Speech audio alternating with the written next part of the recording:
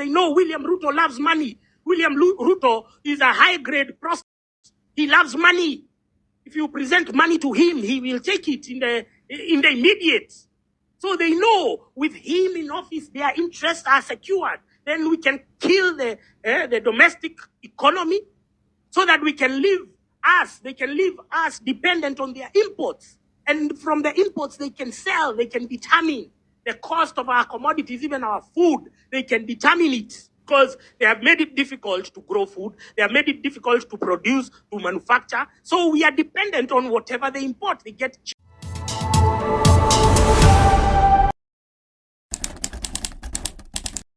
We are dealing with people who have no regard for life. I refer you to the Kriegler Commission report, to the Akiumi Commission report, which spoke about Muhammad Yusuf Haji, who is Nuruddin Haji's father. He was said and he was cited as somebody who has no regard for human life. He's an animal.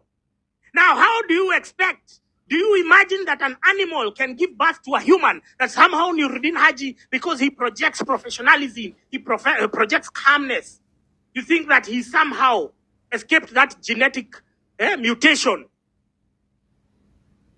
He somehow escaped, he somehow sidestepped it. No! Nuruddin Haji is like his father. The apple doesn't fall far from the tree. Mtoto wa nyoka ni nyoka. Nefarious capital from the Somali oligarchs is causing us a lot of grief. We are being recolonized right in front of our faces, and we are accepting it. We are seeing media there touting them as geniuses. What geniuses are they? Are they anywhere in the value chain? Are they anywhere? Do they grow? Do they produce? Do they manufacture? No. All our productive capital is going to imports. We have killed our sugar sector in the Western province, in the Western belt, because of these imports. Because every day they go and find new laws, new directives, which are going to cripple domestic production. So all of this is scripted. All of this is choreographed. And if you don't act right now, you're going to be colonized by Somali oligarchs. Are you ready to be colonized? Our freedom fighters fought so hard against the colonial Muzungu. Now it's happening in real time where we are being colonized by Somali oligarchs. Let's be honest right now. Has Nuruddin Haji, has Mohammed Amin arrested or abducted anyone from their community? No. Have we seen any noise from their community condemning the abductions? No. Why? Because we are being colonized. You're being colonized without your knowledge. You're being hoodwinked. All of these distractions are coming because you're being colonized. They want control of specific sectors which are going to render our democracy redundant. They have already captured IEBC. They have already captured NIS. They have already captured DCI. They have already captured EACC. They now want to capture the judiciary. What more do we have in our democracy? These are the levers. These are the functions. These are the separation of powers. And all of these have become, they've been infiltrated.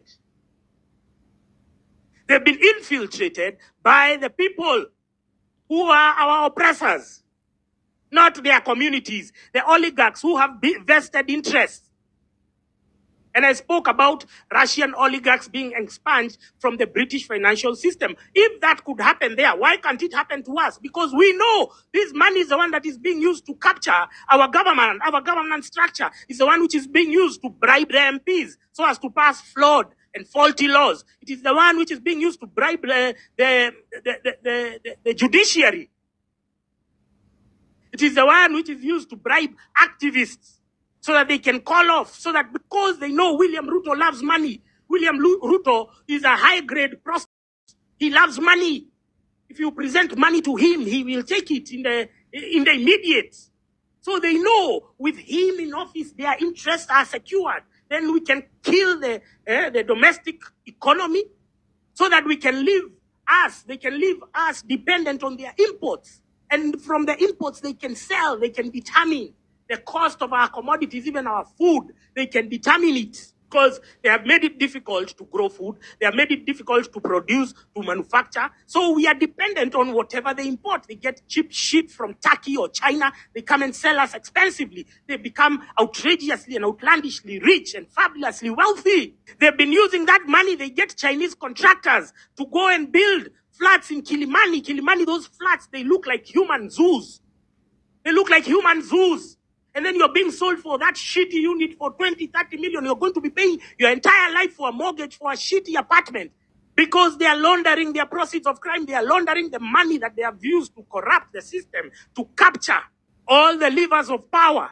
And they can flow their commodities, they can flow everything, their goods, their imports duty-free.